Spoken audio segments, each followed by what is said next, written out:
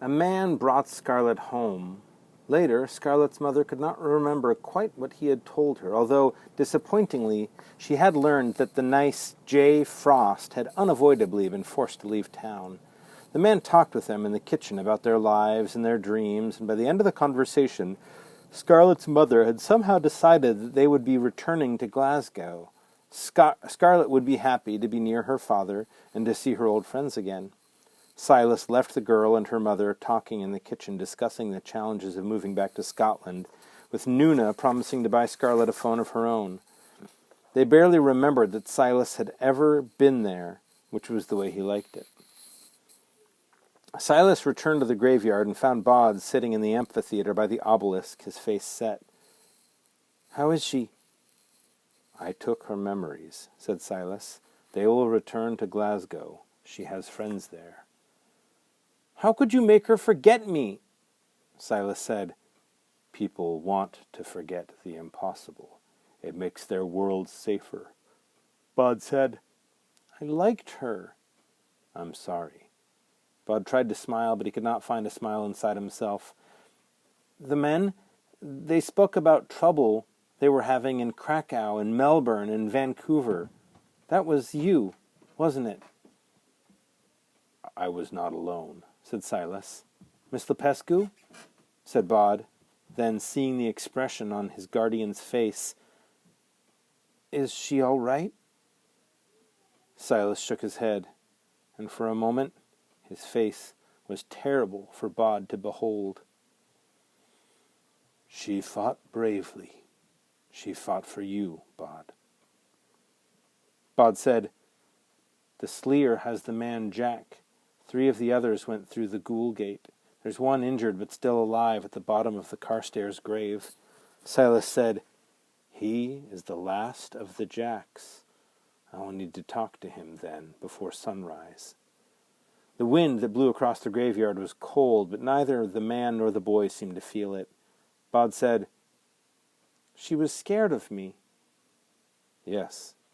"But why? I saved her life. I'm not a bad person, and I'm just like her. I'm alive too." Then he said, "How did Miss Lepescu fall?" "Bravely," said Silas. "In battle, protecting others."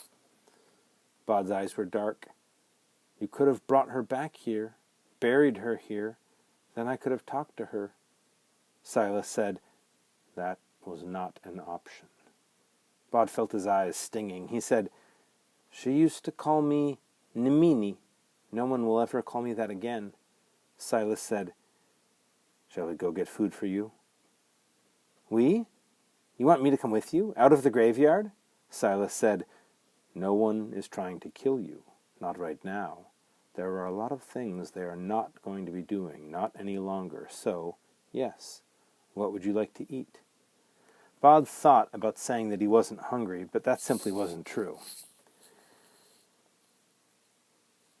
He felt a little sick and a little lightheaded, and he was starving.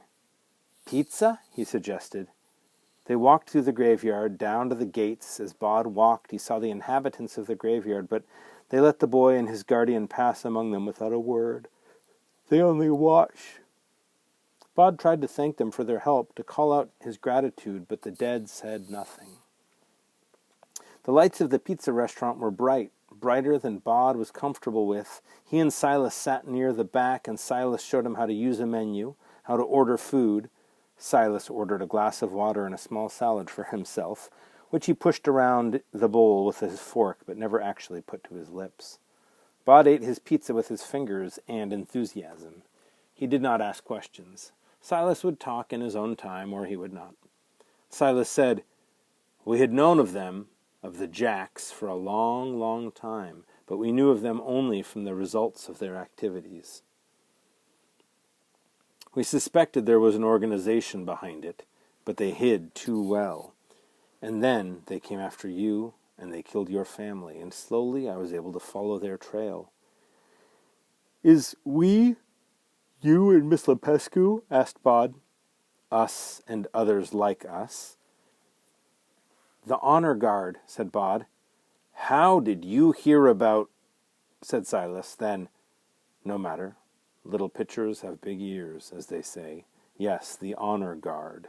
Silas picked up his glass of water. He put the water glass to his lips, moistened them, and then put it down on the polished black tabletop. The surface of the tabletop was almost mirrored, and had anyone cared to look, they might have observed that the tall man had no reflection. Bod said, "So, now you're done. Done with all this. Are you going to stay?" "I gave my word," said Silas. "I am here until you are grown." "I'm grown," said Bod. "No," said Silas. "Almost. Not yet." He put a 10-pound note down on the tabletop. "That girl," said Bod, "Scarlet, why was she so scared of me, Silas?"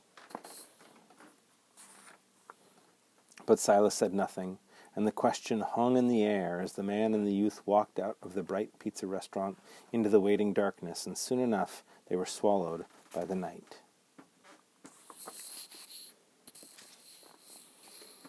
Pizza and Sleer.